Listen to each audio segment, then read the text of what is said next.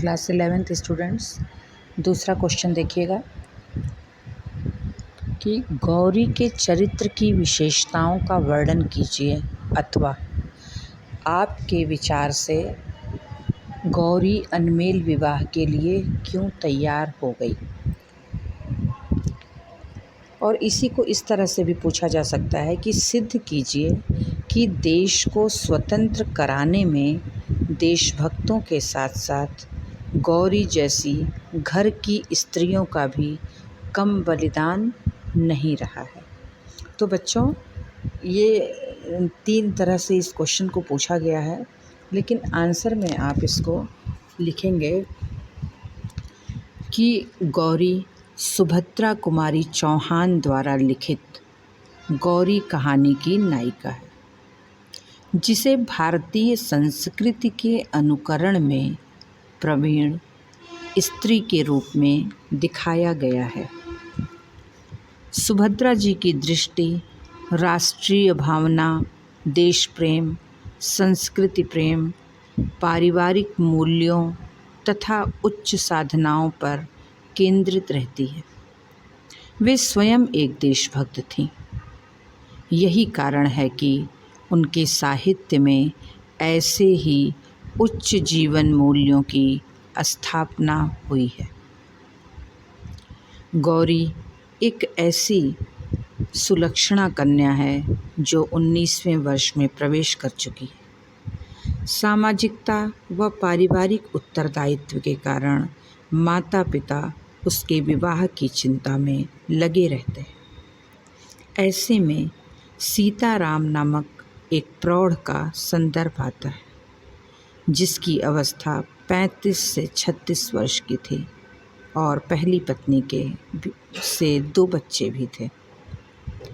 प्रायः हम सामाजिक इस प्रकार के विवाह संबंध को अनमेल विवाह की संज्ञा देते हैं।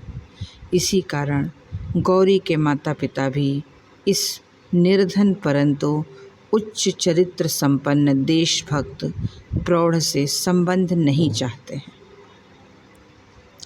गौरी का चरित्र पूरी कहानी पर छाया हुआ है।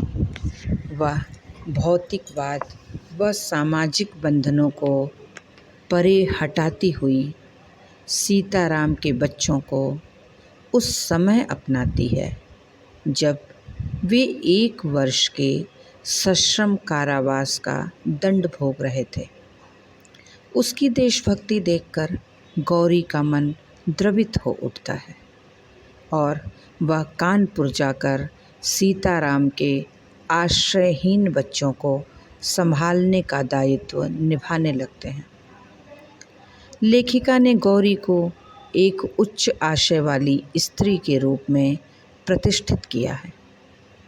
वह नायब तहसीलदार से संबंध जोड़ने का लोभ त्याग कर इस निर्धन देशभक्त को अपना पति स्वीकार कर लेती है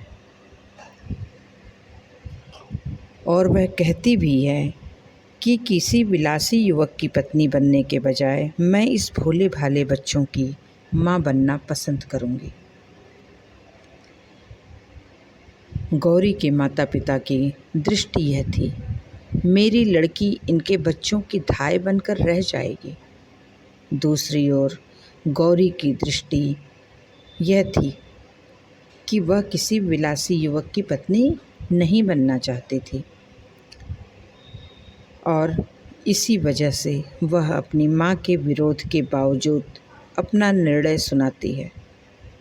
नहीं माँ, मैं पागल नहीं हूँ। बच्चों को तुम भी जानती हो, उनके पिता को राजद्रोह के मामले में साल भर की सज़ा हो गई है। बच्चे छोटे हैं, मैं जाऊंगी माँ, मुझे जाना ही पड़ेगा। वह अपने पिता के लौटने की प्रतीक्षा भी नहीं करती और आत्मविश्वास से कह उठती है, अब मैं काफ़ी बड़ी हो गई हूँ, और वह नौकर के साथ कानपुर चली जाती है। इस प्रकार से इस कहानी के द्वारा यह सिद्ध होता है कि देश को स्वतंत्र कराने में जो देशभक्त हैं, उनके साथ ही साथ गौरी जैसी घर की स्त्रियां भी अपना बलिदान देती हैं और इनका भी बलिदान कम नहीं रहता है। और वह इसी वजह से उन बच्चों को देखने के लिए वो चली जाती है।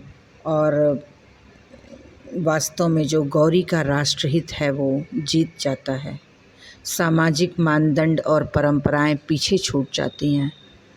वह सीताराम के बच्चों को उस संवेदनशील समय में जाकर संभाल लेती है जब वो घर पे नहीं थे और वो कारावास का दंड भोग रहे थे।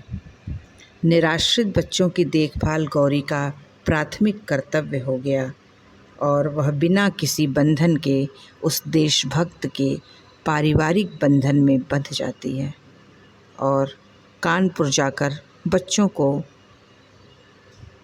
ममता और वात्सल्य देने लगती है। उधर गौरी के पिता की दृष्टि में यह एक अनमेल पुनर्विवाह था। अतः पिता की दृष्टि से उन्हें अपनी पुत्री का मोह था, लेकिन पुत्री जो गौरी है वो एक देशभक्त के रूप में वो अपना कर्तव्य निभाती है। इस प्रकार से गौरी की कर्तव्य भावना जीत जाती है। बच्चों, ये क्वेश्चन आंसर भी आप अपनी कॉपी में लिख लीजिएगा और इसको याद कर लीजिएगा।